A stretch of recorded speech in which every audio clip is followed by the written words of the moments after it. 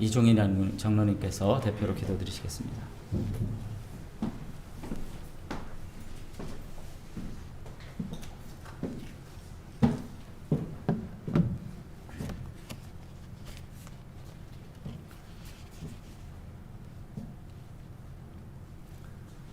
선하시고 인자하심이 영원하신 하나님 아버지,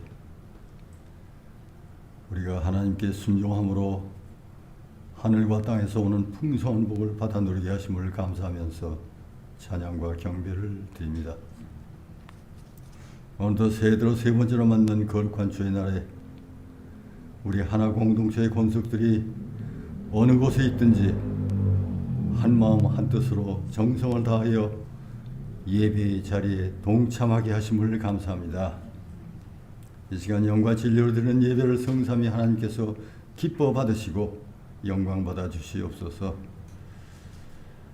인자와 긍휼이 많으신 하나님 아버지, 지난 한 주간을 살면서 주님과 동행하기보다는 세상을 벗어나 살면서 주의 백성으로 살지 못한 허다한 허물이 있을진데 자비하신 주님의 긍휼과 사랑으로 용서받기를 원합니다. 또한 처음 계획하던 일들을 주님 앞에 성실과 섬김을 다하며 실천해 왔는지 되돌아보며 새로운 각오와 마음으로 다시금 굳게 다짐하는 저희가 되게 하여 주시옵소서. 신실하신 하나님 아버지, 원하옵기는 그토록 갈급했던 성령의 임재를 이제 우리 각 사람 위에 충만하게 부어주심으로 우리가 복음의 빚진 자 되었으니 육신을 따라 사망의 길에 들지 말며 진리의 영을 따라 말씀에 합당하게 살면서 생명길로 담대히 나아가도록 인도하여 주시옵소서. 야베스의 기도에 응답하신 하나님, 지금도 원찬 질병과 어렵고 험난한 세파에 시달리며 고통을 호소하는 상한 심령들이 있사오니 저들을 불쌍히 여기사 환난을 벗어나 근심이 없게 하시고, 또한 수고하고 무거운 짐진 자들을 주의 손으로 도우사 그 멍에를 가볍게 하여 주시옵소서. 주님의 피값으로 세우신 우리 하나교회를 오늘의 있기까지 지키시고 보살펴 주신 은혜에 감사를 드립니다.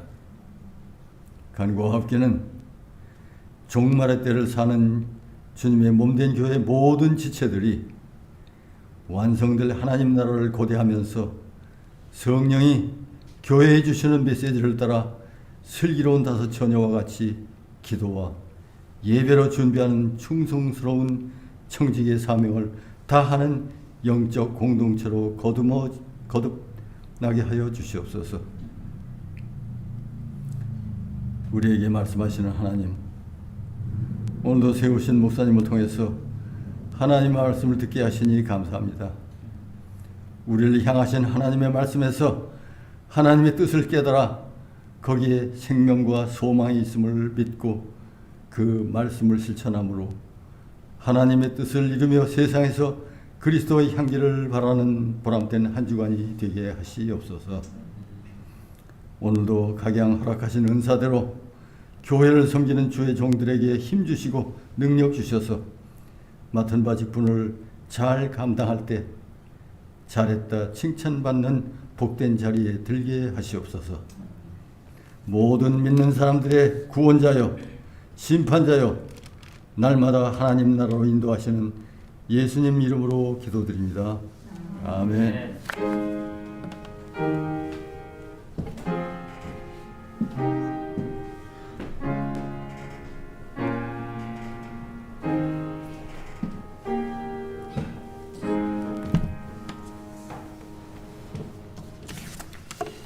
네, 감사합니다. 오늘 성경 말씀 구약에서 보겠습니다.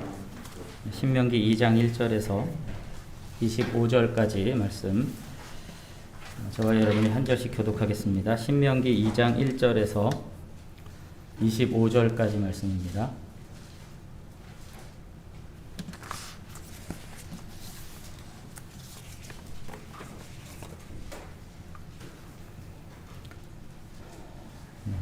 신명기 2장 1절에서 25절까지 말씀, 제가 먼저 1절 봉독해 드리겠습니다. 우리가 방향을 돌려 여호와께서 내게 명령하신 대로 홍해 길로 광야에 들어가서 여러 날 동안 세일산을 두루 다녔더니 너희가 이 산을 두루 다닌 지 오래니 돌이켜 북으로 나아가라.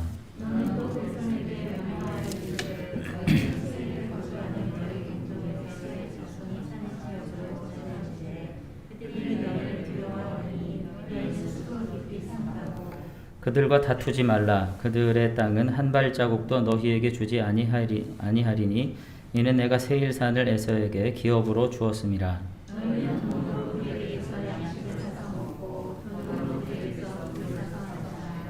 내 하나님 여호와께서 내가 하는 모든 일에 내게 복을 주시고 내가 이 큰 광야에 두루 다님을 알고 내 하나님 여호와께서 이 40년 동안을 너와 함께 하셨으므로 내게 부족함이 없었느니라 하시기로.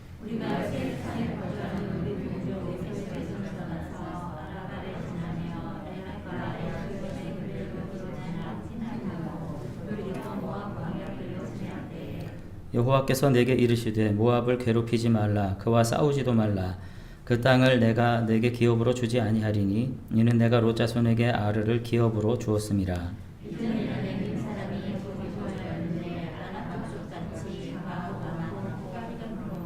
그들을 아낙 족속과 같이 르바임이라 불렀으나 모압 사람들은 그들을 엠밈이라 불렀으며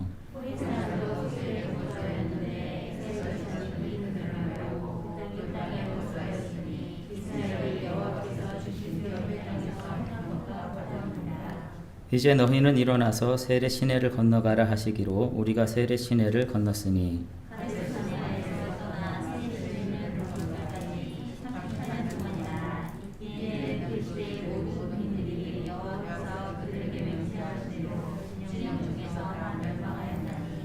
여호와께서 손으로 그들을 치사 진영 중에서 멸하신 고로 마침내는 다 멸망되었느니라. 여호와께서 내게 말씀하여 이르시되 암몬 족속에게 가까이 이르거든 그들을 괴롭히지 말고 그들과 다투지도 말라. 암몬 족속의 땅은 내가 내게 기업으로 주지 아니하리니 이는 내가 그것을 롯 자손에게 기업으로 주었음이라.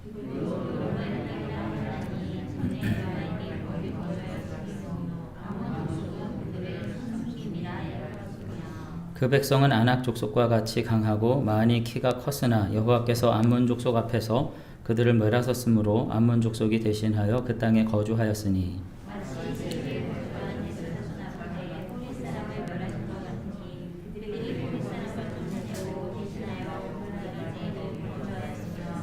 또 갑돌에서 나온 갑돌 사람이 가사까지 각 촌에 거주하는 아위 사람을 멸하고 그들을 대신하여 거기에 거주하였었느니라.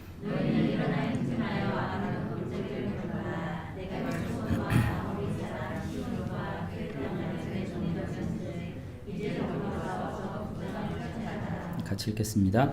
오늘부터 내가 천하 만민이 너를 무서워하며 너를 두려워하게 하리니 그들이 내 명성을 듣고 떨며 너로 말미암아 근심하리라 하셨느니라. 아멘. 네. 오늘 읽어드린 본문을 가지고 고통을 역사를 통해서 주시는 교훈, 고통의 역사가 주는 교훈, 그런 제목으로 함께 말씀을 상고하도록 하겠습니다. 네.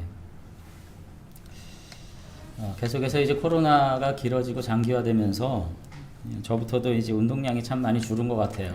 그러니까 가급적 외출을 삼가하고 이렇게 있다 보니까 이제 가정에서 있는 경우가 많아서 요즘에 세태가 보니까 넷플릭스 이런 거 저는 전에 뭔지 몰랐는데 이런 것들 통해 가지고 드라마 같은 거 많이 보시고 이제 그렇게 하시는 것 같더라고요. 여러분들은 어떻게 하루하루를 이제 보내시는지 모르겠습니다. 어떻게 보면 이전보다 그 하루의 길이가 더 길게 느껴지기도 하고 또 그렇게 지루하게 하루하루를 보내면서도 지나온 2020년을 보면 정말 어떻게 빠르게 한 해가 지났을까 싶은 그런 마음으로 또 한 해를 보내고 다가오는 새해를 맞이하게 되는 그런 순간에 우리들이 지금 있는 것 같습니다. 시간의 흐름을 느낄 수 있다는 거 굉장히 성숙해야 가능한 일인데 오늘 우리가 미처 그와 같은 반성 없이 그저 주어진 하루하루를 그저 살아내기에 급급하기도 하고 또 힘겨운 하루하루를 버텨내기에도 급급한 그런 시절을 살고 있는지도 모르겠습니다. 저는 이러한 시대를 맞이하면서 오늘 특별히 신명기 2장을 통해서 2장 1절부터 25절까지 좀 예민하게 읽으신 분들은 이해하실지 모르겠습니다.만 이스라엘 백성들이 홍해를 떠나서 가데스 바네에 도착해가지고 다시금 40년 광야 생활을 마치고 다시금 가데스 바네에 직면해서 이제 하나님의 땅을 쟁취하게 될 그 놀라운 40년간 대략 38년간의 이 삶을 여기 지금 25절로 모세가 요약하면서 이스라엘 백성들의 제2세대 두 번째 세대들에게 주는 교훈이 오늘 나와 있는 본문이 신명기 2장 1절에서 25절까지의 본문입니다. 오늘 그분들의 역사 그리고 그분들에게 모세가 새롭게 권면하는 그 해석을 우리가 조금 살펴보면서 오늘 우리들도 귀감 삼고 우리의 삶의 자리에서 과거의 실패를 딛고 우리가 어떻게 다시금 믿음의 승리를 그리고 우리의 삶에 하나님이 주신 복된 열매들을 누릴 수 있을 것인가 하는 것들을 한번 생각해 볼 수 있었으면 좋겠습니다. 어쨌든 새해를 시작하면서 어쨌든 하루하루가 참 새롭게 느껴지기도 하고 앞서 말씀드린 것처럼 또 작년과 다르지 않은 이 연장성상에서 느낄 수밖에 없는 지루함 그리고 고달픔 그리고 걱정을 우리가 직면하고 있는 것이 현실이기도 합니다. 꽤 오래전인데 제가 김미월이라는 한 소설가가 쓴 아무도 펼쳐보지 않은 책이라는 책을 본 적이 있어요. 거기 보면은 9편의 소설을 묶어가지고 낸 책인데 그 첫 번째 소설을 보면은 제목이 29,200분의 1이에요. 제목이 참 특이하죠. 소설인데 숫자부터 나오니까 굉장히 적응하기 힘들었는데 29,200분의 1이 뭘까? 읽다 보니까 깨달은 게 뭐냐면 인간이 한평생을 사는데 대략 80년을 산다고 가정하고 그 80년을 하루하루 환산하면 29,200일이에요. 참 역설적인 게 80평생 그럼 길어 보이잖아요. 근데 29,200일 그럼 어떻게 느끼세요? 아, 그거밖에 안 되나? 그런 생각을 하게 되는 참 역설적인 숫자죠. 그런데 그 29,200일을 우리는 이렇게 짧나 이렇게 생각할 수 있지만 우리가 인생으로 겪고 실존적으로 느낄 수 있는 건 하루뿐이라는 겁니다. 이거는 29,200분의 1을 사는 거예요. 늘. 그러면서 우리는 그 모든 짧은 시간들을 전체를 한번 카테고리로 좀 묶어보면 여러분 어떻게 사셨어요? 너무나도 많은 시간들을 참 철없이 살지 않았나. 저는 어제도 친구들하고 카톡으로 대화를 하면서 올해 우리 몇 살이니? 누가 그래요. 참 한심하네. 지금 몇 살인 걸 여기다 물어. 55이잖아. 그랬더니 나 화나. 뭐 권사님들 계시지만 저도 이제 어느덧 그렇게 됐잖아요. 근데 여지껏 철이 안 들었잖아요. 너무나도 많은 순간들을 철없이 살고 뭐 그것뿐인가요? 잠자는 시간 그리고 이런저런 불필요한 시간들과 삶 속에서 우리가 허비하는 날들이 너무나도 많죠. 그러면서 그 시간들이 분주하고 바쁘게 느껴져 가지고 정말 짧은 시간을 쪼개서 하루라도 쉬기를 바라고 그런 삶을 우리가 살아가는데 어쨌든 그와 같은 29,200분의 1의 삶의 한 여정 가운데 지금 어떻게 그 소설을 시작하냐면 어떤 한 소녀가 가정 형편이 어려워서 대학 진학을 포기를 했어요. 그리고는 무료한 한 날을 보내면서 점점 철이 들어가는 거죠. 자신의 고통을 통해서. 그러면서 회고하면서 어렸을 때 할아버지하고 전혀 대화하지 않아요. 그러니까 할아버지가 홀로 이 손녀를 키우면서 부녀지간도 아니고 이런 이제 삶을 사는 건데 하루는 할아버지가 부둣가에서 등짐을 져가지고 일용직 노동자로 일을 하면서 자신을 키웠거든요. 부둣가에 힘들게 일하시는 할아버지가 안쓰러워가지고 이제 나가 본 겁니다. 그리고서는 같이 돌아오는 길에 이렇게 물어요. 할아버지, 어떤 짐을 질 때가 제일 무거워? 정말 철없지 않아요? 아니 무거운 거가 무겁지 뭐 어떤 짐을 질 때가 더 무겁겠어요. 어쨌든 그렇게 질문하니까 할아버지가 한동안 말이 없이 걸어오다가 대답을 하세요. 빈지게가 제일 무겁지. 당시 그 소녀의 귀에 할아버지의 대답은 수수께끼 같았습니다. 무슨 얘기인지를. 근데 철이 들어서 회고하면서 그 삶의 무게를 어느덧 자기도 느끼기 시작했다는 거예요. 홀로 손녀를 키우면서 하루벌이가 시원치 않아가지고 빈지게로 집에 돌아오는 그 발걸음이 가장 무거웠을 할아버지의 마음을 그때는 본인이 몰랐다는 거예요.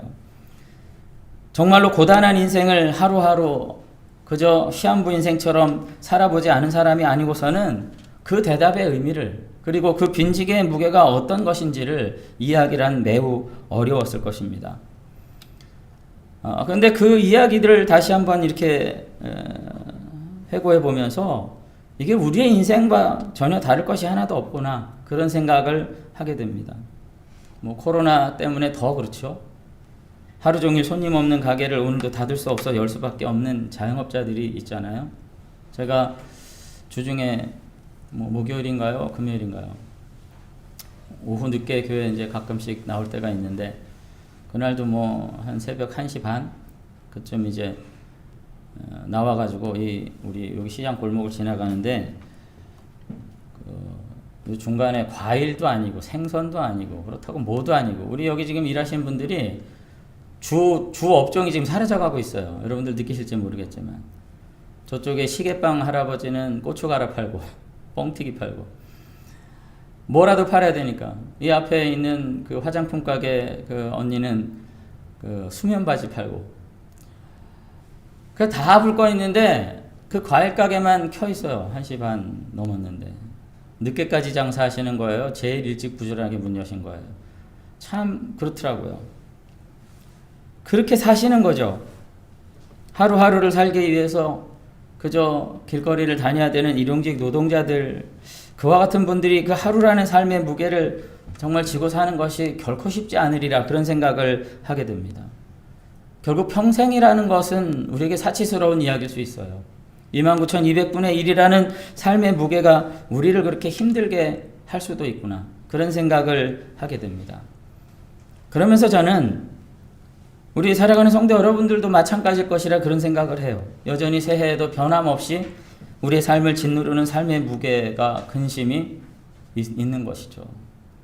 저는 이 모든 것들을 부정하고 싶지는 않습니다만 정말 우리를 그토록 짓누르는 삶의 무게 근데 그 무게를 느끼는 나의 마음이 정말 정당한 것일까? 라고 한 번 더 묻고 싶어요. 사실 현실에서 닥치는 여러 가지 어려움보다 우리를 더 무겁게 하는 것은 그것을 더 두렵게, 더 큰 근심으로, 더 큰 어려움으로 느끼는 우리들의 마음은 그 마음이 주는 왜곡의 힘은 아닐까 그런 생각을 하게 된다는 것입니다. 부인하고 싶지 않아요. 어렵죠. 부인하고 싶지 않습니다. 또 그와 같은 문제가 새해에도 반복적으로 우리들에게 온 것이에요. 그렇지만 그래도 살았잖아요. 그것이 내가 생각하는 만큼 그렇게 무겁고 내가 생각하는 만큼 그렇게 비극적이고 그렇게 감당할 수 없는 어려움일까? 내 마음이 한없이 작아진 까닭에 내 앞에 주어진 장애물에 대해서 나는 미리 실족하고 미리 무너지고 미리 포기하고 미리 좌절하는 것은 아닐까 하는 생각을 저는 조금 해봅니다. 정말로 그토록 두려워하고 고통받은 것은 그 삶의 현실일 수도 있지만 그것을 바라보는 한없이 작아진 우리들의 마음 때문은 아닐까 하는 생각을 하게 됩니다. 그런 점에서 오늘 저는 우리들이 이 현실을 바라볼 때 우리에게 주어진 어려움과 근심, 장애와 여러 가지 어려움들을 바라보는 마음도 물론 중요하지만 여전히 우리 삶에 함께 하신 하나님을 더 가치 있고 의미 있게 그 하나님을 더 무겁고 중하게 바라보고 그분을 더 인식할 수 있는 그런 마음 또한 여러분들이 가지실 수 있게 되길 바랍니다. 저는 그것이 믿음의 태도가 아닐까 하는 생각을 하게 돼요. 오늘 그 얘기가 신명기 2장에 나오는 모세의 교훈입니다. 거기 굉장히 많은 장애들이 있었어요. 광야 40년을 간다는 거 쉽지가 않아요. 거긴 텅 빈 진공의 공간도 아닙니다.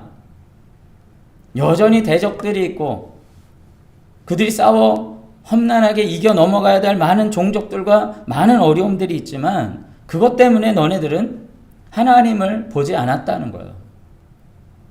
그 현실만 바라보면서 미리 낙심하고 좌절하고 하나님의 언약을 가치 있고 무겁게 바라보지 않았기 때문에 너희들은 결국 안식의 땅에 들어가지 못하고 지금 2세대 너희 조상들은 들어가지 못하고 지금 너희들은 여기까지 왔다는 거예요.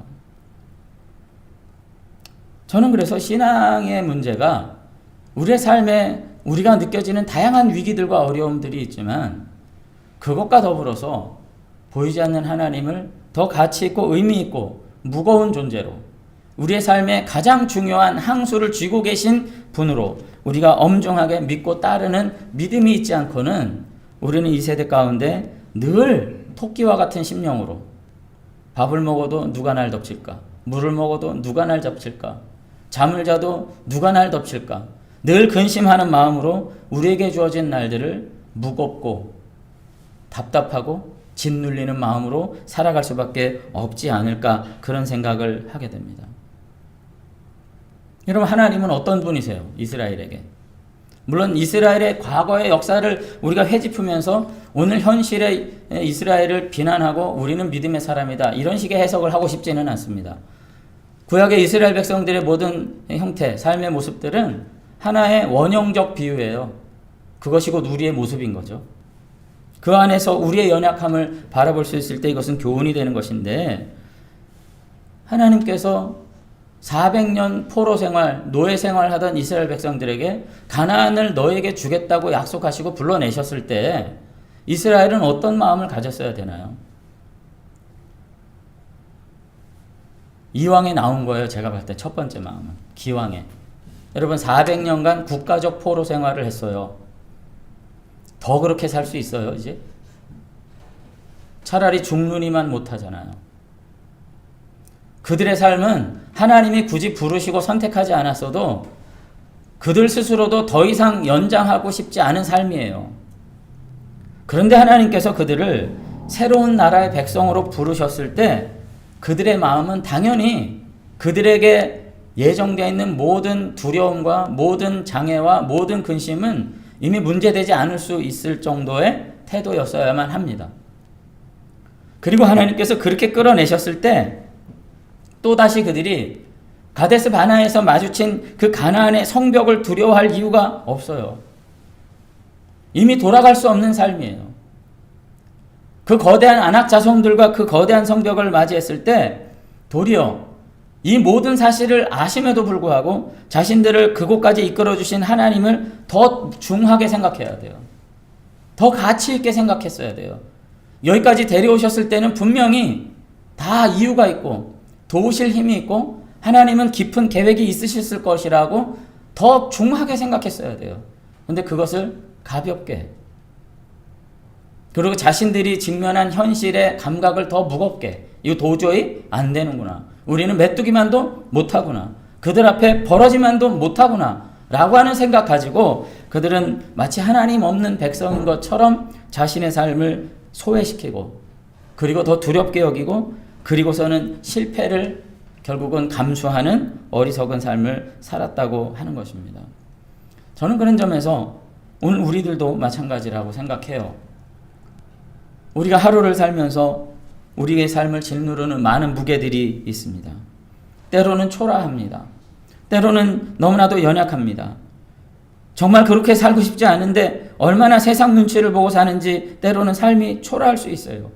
말로는 하나님의 은혜와 능력을 그렇게 고백하고 말하면서도 세상 앞에서는 여전히 힘이 없고 여전히 칼자루를 거꾸로 쥔 것 같은 무능함 속에서 살아가는 것이 우리 인생일 수 있습니다. 그렇지만 그러함에도 불구하고 우리가 가장 중하게 무겁게 받아들여야 될 분은 여호와 하나님이시지 세상이 아님을 저와 여러분들이 기억하실 수 있게 되기를 바랍니다.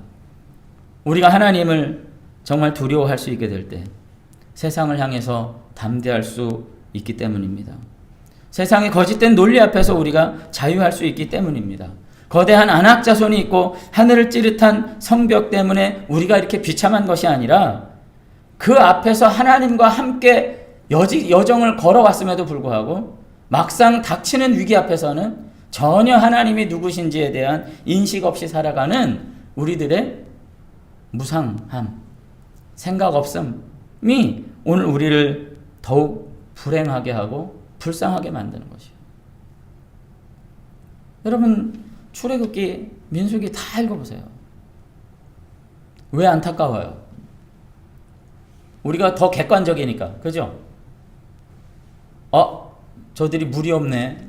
그렇게 해서 안타까우셨어요? 12명이 정탐꾼을 보냈는데 저들의 땅은, 저들 거민은 정말 너무나도 장대하고 거대한 성벽이 있네. 그래서 안타까우셨어요? 어떠세요? 그 모든 상황 속에서 늘 하나님이 함께 계신 걸 인지하지 못한 채 하나님이 누구시라고 참되게 고백해야 될 순간이 그 순간이야말로 거대한 안악 자손이 계시지만 우리는 하나님의 백성이라고 생각해야 돼요. 거대한 성벽이 있지만 우리는 하나님이 여기까지 우리를 이끌어 오셨다고 생각해야 돼요. 목마르고 고통받지만 하나님이 우리를 먹으실 거라고 생각해야 되는데 그 하나님을 더 중요한 가치로 생각하지 못하는 이스라엘로 인해 가지고 때로는 답답하잖아요. 근데 그것은 우리의 이야기라는 겁니다. 우리의 이야기예요. 그렇기 때문에 저는 감히 우리가 정말로 마주하고 대하면서 살아가야 할 대상은 세상이 아니라 하나님이시라. 어떤 상황이 왔을 때 그 상황을 매개로 여러분들이 하나님을 마주 대하실 수 있게 되길 바랍니다. 그 하나님을 더 두려워하실 수 있게 되길 바랍니다. 더 중하게 여기실 수 있게 되시길 바랍니다.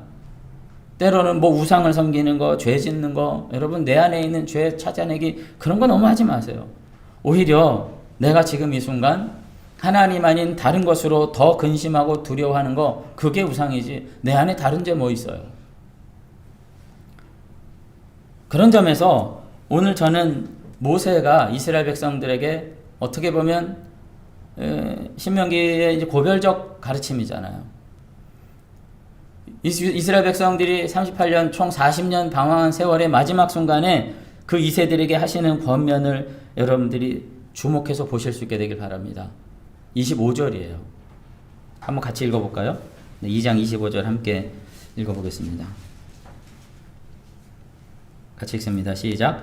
오늘부터 내가 천하 만민이 너를 무서워하며 너를 두려워하게 하리니 그들이 내 명성을 듣고 떨며 너로 말미암아 근심하리라 하셨느니라.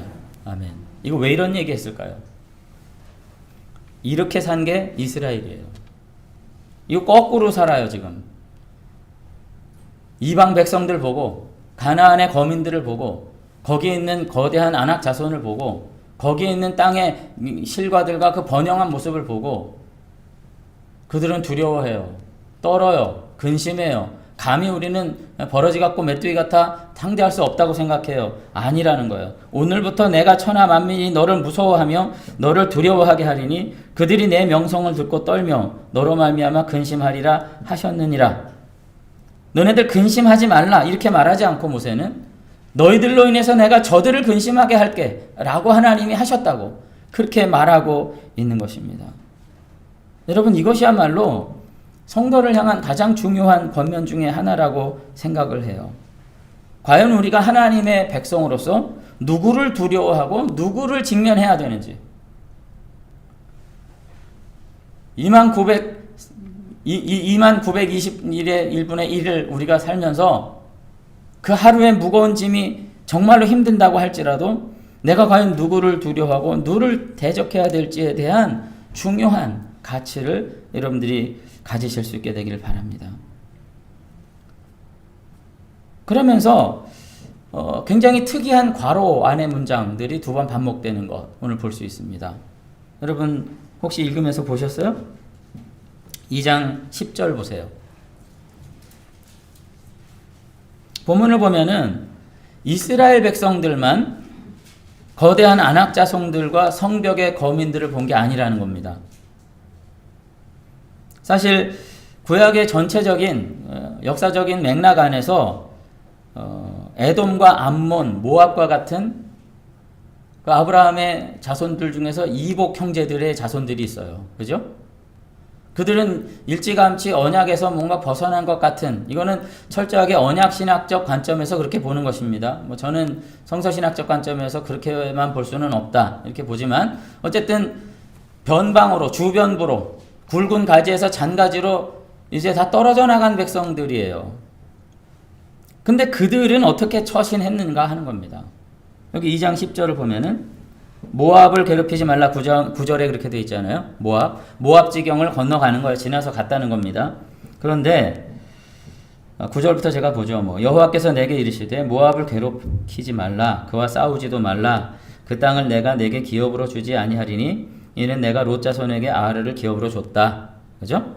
자, 그렇게 했는데 괄호치고 뭐라고 지금 해설했어요? 이전에는 그 롯 자손이 그 빼앗은 땅에 누가 많이 있었다는 거예요? 엠밈 사람이 거기 있었다는 거예요. 그죠?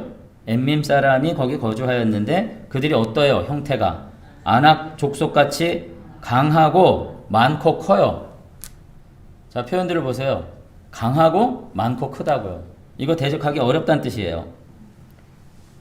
그러면서 그들을 아낙 족속과 같이 르바임이라고 불렀으나 모압 사람들은 그들을 엠밈이라 불렀고, 자, 서로 문화적으로도 서로를 부르는 칭호 자체가 많으니까 대화의 여지도 없어요. 여기는 처음 대면하는 족속들인 거예요. 서로.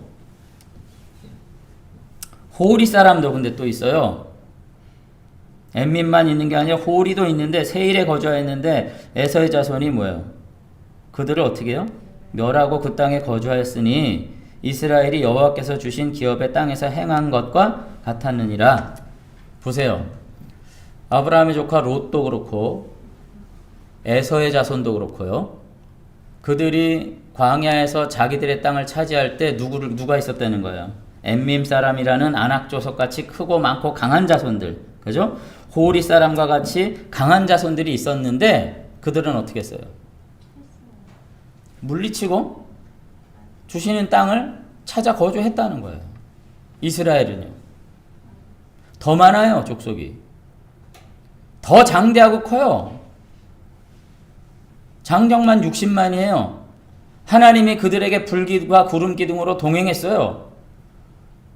홍해를 마른 땅과 같이 건너게 했어요. 그런데도 그들은 그 하나님을 더 중하게, 무겁게 인식하지 못하고 그들에게 직면한 현실 앞에서 무너졌다고요. 근데 놀랍게도 롯의 자손들 그리고 에서의 자손들은 그러지 않았다는 겁니다. 그리고 거기만 나온 거 아니에요. 또 20절에도 또 나오죠. 20절은 이제 암몬 자손들에 대한 얘기예요. 이것도 이제 이스라엘의 사촌들인데 19절에 보니까 암몬 족속에게 가까이 이르거든 그들을 괴롭히지 말고 그들과 다투지 말라. 암몬 족속은 땅은 내가 내게 기업으로 주지 아니하였으니 이니 내가 그것을 롯 자손에게 기업으로 주었음이라. 모압, 암몬 이제 두 자손이 다 같은 뿌리인데 거기 괄호친 데 보니까 뭐라고 돼 있어요? 이것도 르바임의 땅이라. 원래 땅 원주인이 있었던 거예요. 전에 르바임이 거기 거주하였으며 암몬 족속은 그들을 삼밈, 순밈이라 일컬었으며 그 백성들도 여전히 어떻게 해요? 아낙 족속과 같이 강하고 많고 키가 컸어요. 근데 컸으나 이렇게 돼 있어요. 여호와께서 암몬 족속 앞에서 그들을 멸하셨으므로 암몬 족속이 대신하여 그 땅에 거주하였으니 마치 세일에 거주한 에서의 자손 앞에 호리 사람을 멸하신 것 같으니 그들이 호리 사람을 쫓아내고 대신하여 오늘까지 거기 거주하였으며 또 갑돌에서 나온 갑돌 사람이 가사까지 각촌에 거주하는 아이 사람을 멸하고 그들을 대신하여 거기에 거주하였느니라. 이것도 뭐예요? 결국은 여호와께서 이들도 보존하시는 은혜를 주셨는데 놀랍게도 너희들과 달랐어. 하나님이 이들에게 주신 은혜는가 이만큼 큰데 하물며 너희들은 얼마나 더 큰 은혜를 받고 있는데 너희와는 달랐다고. 지금 이렇게 이야기를 하고 있는 것입니다. 이 괄호 안의 내용을 보면은 이스라엘의 불신의 행태와는 비교도 되지 않은 이 에돔 자손과 암몬 족속의 놀라운 모습들을 언급하고 있어요. 우리가 가지고 있는 일반적인 신학적 지식 안에서도 이들 모압과 암몬 자손들은 하나님의 특별한 선택과 부르심을 받은 사람들이 아닐 수 있습니다. 그럼에도 불구하고 그들은 그들에게 주신 땅에 대한 태도가 달라요. 이스라엘하고 다릅니다. 이스라엘이 가나안 접경에서 보았던 그 거대한 자손들이 그들에게도 있었어요. 그럼에도 불구하고 그들은 그 땅 거민과 성벽을 두려워하지 않고 다 쫓아내고 너희들보다 이미 더 빨리 그 땅에 거주하고 있다. 본문은 은연중에 이스라엘 백성들의 불신앙에 대해서 다시 한번 경고하는 기능을 가지고 있습니다. 굉장히 배려한 것이에요. 너희들이 믿음이 그렇게 형편없어 그렇게 말하지 않고요. 그들의 사촌 형제들의 삶의 모습들을 은연중에 얘기하면서 경고와 더불어서 교훈을 더하고 있었다는 것입니다. 내용은 뭐예요? 요약한다면 너희들이 그토록 두려워하던 가나안 거민이 이미 너희 형제들에게 정복된 바 있는데 너희는 그들 앞에서 나를 버린 거야. 나의 도움과 인도함을 신뢰하지 못했던 거야. 너희들이 믿음이 있었더라면 얘네들보다 너희들이 먼저 그 땅에 거했을 거야. 지금 그렇게 이야기를 하고 있다는 것입니다. 그러면서 그 얘기를 다 하고 나서는 뭐라 그래요? 25절에 오늘 앞서 읽은 말씀을 결론적으로 하시는 거예요. 자, 이제는 제발 그러지 말어. 그러면서 뭐예요? 오늘부터 내가 천하 만민이 너를 무서워하고 너를 두려워하게 하리니 그들이 내 명성을 듣고 떨며 너로 말미암아 근심하게 할 것이야. 누가 도대체 누굴 두려워해야 된다는 거야? 너희들이 그들을 두려워해야 되는 거야? 그들이 너희들을 두려워해야 되는 거야? 지금 그렇게 피맺힌 절기로 이야기를 하고 있다는 것입니다. 저는 이 말씀 안에서 오늘 우리들이 다시 한번 우리의 모습을 조금 다르게 볼 수 있었으면 좋겠어요. 여러분, 우리가 세상을 두려워해야 합니까? 아니면 세상이 우리를 두려워해야 되는 것입니까? 무엇이 정상입니까? 우리 앞에 닥친 장애와 근심과 걱정들이 나를 짓눌러야 하는 것입니까? 아니면 내가 그것들 앞에서 믿음으로 당당하게 그들을 딛고 일어서야 하는 것입니까? 오늘 여러분 많이 그런 얘기 하잖아요. 세상은 무슨 영적 싸움이다. 저는 세상과 영, 거룩과 세속 이런 거 이부적으로 분배하는 거 그렇게 좋아하지 않지만 여러분 삶의 모든 요소 안에 정말로 신앙적 요소가 있음을 여러분들이 자각하실 수 있게 되길 바랍니다.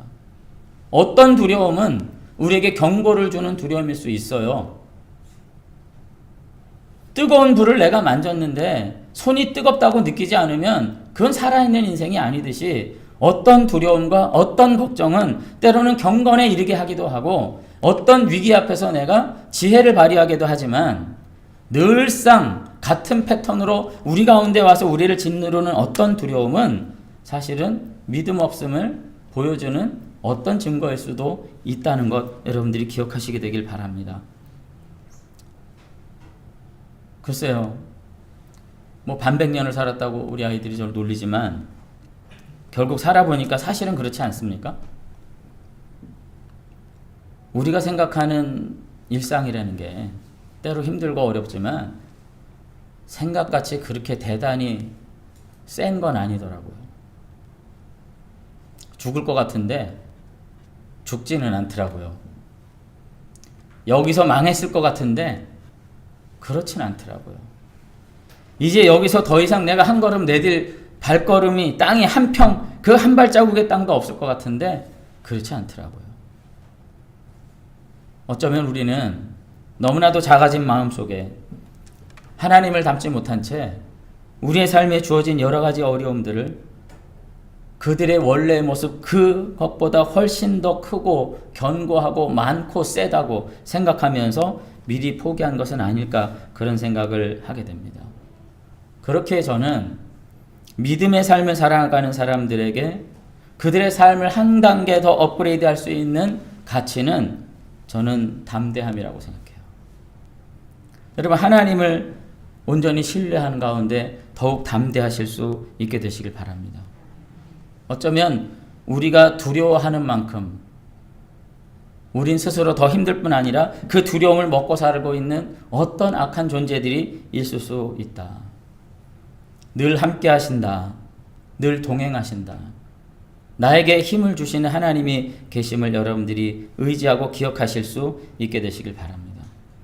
이런 얘기를 하면서 모세는 굉장히 심각한 얘기를 해요. 결국은 너희 조상 세대는 그런 믿음이 없었기 때문에 어떻게 했다는 거예요? 다 죽었다는 거예요. 16절에 뭐라고 되어 있습니까? 뭐 여기 여호와의 손에 이런 얘기 있는데 뭐 14절부터 보면은 가데스 바네를 떠나 거기서 이제 떠난 거죠. 못 들어가고 포기한 거예요. 열아룻길 가서 그냥 들어갔으면 됐는데 거기서 회군한 바람에 38년을 헤맨 거예요. 세례 시내를 건너기까지 38년 동안이라. 이때에는 그 시대 모든 군인들이 이스라엘 백성들을 말하죠. 여호와께서 그들에게 맹세하신 대로 진영 중에 다 멸망하였으니 여호와께서 손으로 그들을 치사. 물론 죽이신 건 아닌데 이렇게 표현하는 겁니다. 자연적 사망은 아니라는 거예요. 멸하신 거로 마침내는 다 멸망되었느니라. 모든 군인이 사망하여 백성 중에 멸망한 후에 여호와께서 내게 말씀하여 이르시되, 그러면서 지금 내가 너희들한테 이제 권면하는 거다 이렇게 얘기를 하는 거죠. 이것이 신명기의 관점입니다. 뭐요? 하나님이 그들을 미워하심으로 다 멸하신 거예요. 왜요? 그렇게 사랑하셔서 불렀는데 왜 하나님이 그들을 미워하신 거예요? 왜요? 왜 그래요? 어떤 태도가 하나님께서 기뻐하시지 않은 거예요? 그러니까 나올 때는 믿고 나온 거잖아요.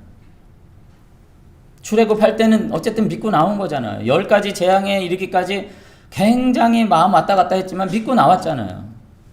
그러면요, 그렇게 도우신다고 복 주신다고 내가 책임진다고 하신 그 하나님이 옆에 있는데 어려움 생긴다고 당장 손절하고 그 어려움 앞에서 두려워 떨면서 마치 함께 나온 그분 없는 것처럼 살면 어떻게 해요? 어떻게 도와요? 여러분, 인격적인 존재잖아요. 아무리 도우려고 그러고 아무리 함께 하려고 그래도 싫다면 할 길이 없는 거예요. 오늘 그들은 그렇게 죽어간 것이에요. 광야에서. 저는 그것이 가장 비참하다고 생각해요. 가나안 땅 못 들어간 게 비참한 게 아니라 그 하나님 신뢰하지 못하고 그 하나님과의 그 거대한 간격 속에서 그냥 의미 없이 40년 세월을 살면서 죽어간 거, 그거 가장 비참하고 애통할 만한 태도가 아닐까 생각을 합니다. 여러분, 모세는 너희 조상들의 비참함을 너희들이 반복하지 마라. 2번씩이나 그들의 이복 형제들의 삶을 비유하면서 너희들 쟤들보다 더 잘할 수 있지 않니? 내가 너희들을 정말로 모든 백성들 앞에 무섭고 두려운 존재로 내가 세울게. 오늘 그렇게 이야기하고 있다는 것입니다. 이제 말씀을 좀 정리를 하면서요. 광야 길이 꽃길은 아니었을 것입니다. 우리는 이제 와서 그 전 역사를 다 보니까 그 복된 땅에 들어가는 길이라고 생각하지만 그 사막 한복판에서 살아가는 사람들에게 그것은 꽃길은 아니죠. 아무리 불과 구름 기둥으로 인도하신다고 해도 그건 광야죠. 그 고통스러운 삶의 현장에서 정말로 필요한 것은 어쩔 수 없이 뭐예요? 하나님에 대한 신뢰. 무슨 답이 있어요? 그러니까 나는 그런 건 싫다고요. 여기서 이렇게 얘기하면 정말 답이 없는 거예요. 인생이 사실 광야 그것에 다름 아니지 않습니까? 뭐 있어요? 그 순간에 우리가 할 수 있는 최선 그리고 유일한 길이 뭐예요? 하나님 신뢰하기. 내 앞에 아무리 두려운 장애가 있어도 뭐 있어요? 우리의 선택이 하나님 믿어보기. 2021년에 지난 한평생 그리고 지난 한 해 동안 우리의 삶을 여전히 짓눌렀던 그 무엇이 있으면 기왕에 있었던 것도 있으라고 그러십시다. 그리고 이전에 내가 없었던 혹시 하나님 신뢰하기가 없었다면 올 한 해 다시금 그 하나님 신뢰하기를 통해 가지고 다시 한번 이 광야길에서 역사하시는 하나님을 저와 여러분들이 체험하실 수 있게 되시기를 바랍니다. 삶의 모든 순간 내가 때로는 긴장 속에 두려움이 엄습할 수 있는 그런 환경들이 있을 수 있지만 그 순간 먼저 하나님을 생각하실 수 있게 되시길 바랍니다. 인간은 우리의 마음의 태도가 삶의 태도와 인지의 어떤 결과와 결단의 어떤 양식을 결정합니다. 무서운 사람은 죽어도 결단 못해요. 무서운 사람은 할 수 있어도 죽어도 못해요. 내 마음의 태도가 결국 모든 것을 결정해요. 나의 지식까지도 조종해요.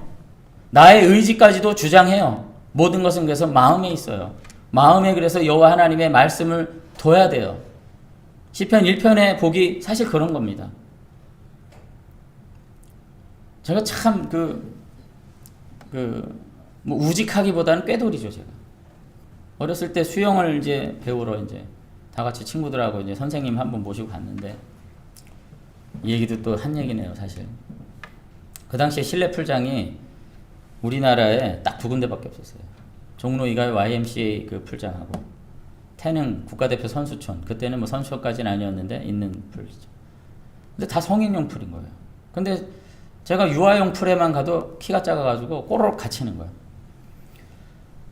140이 안 됐으니까 제가 130 몇인데 딱 쓰면 코에서 한 1cm 위까지 가니까 살 수가 없는 거예요.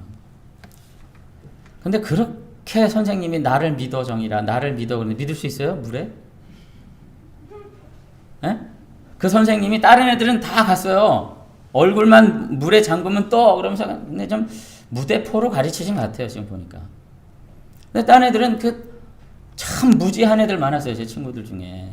정말 세상 저렇게 어리석어. 아우, 그냥 나이값도 못하고 그냥 어벙해가지고 그냥, 딱지치기, 뭐 구슬치기 하면서 코 여기까지 질질 흘리면서 혀를 핥아먹으면서 정의를 맛있지 이러면서 다니는 그런, 아우, 사람 같지도 않은 그런 애들은 다 하는 거예요.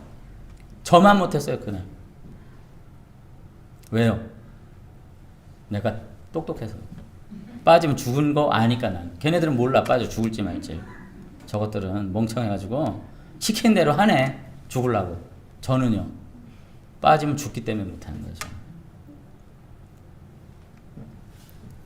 마음의 태도가 내 지식을 관여하고요, 의지적 결정에 최종적 결정을 미리 다 하게 해요. 그리고 그것이 다른 결과를 가져옵니다. 하나님을 믿죠. 어떻게 믿는가가 우리의 미래와 우리의 삶을 결정합니다. 어려운 순간들이 많아요. 매일 삶의 빈지게를 이고 돌아오는 가장의 심정일 수 있습니다. 그 순간 어렵겠지만 먼저 회상하세요. 지금 하나님이 나와 함께 하심을, 하나님이 나의 길을 여기까지 이끌어 오셨음을, 그리고 그분이 나의 아버지이심을 여러분들이 다시 한번 확신하실 수 있게 되시길 바랍니다. 그래서 요한은 요한복음 14장 1절 2절에서도 이렇게 말했죠.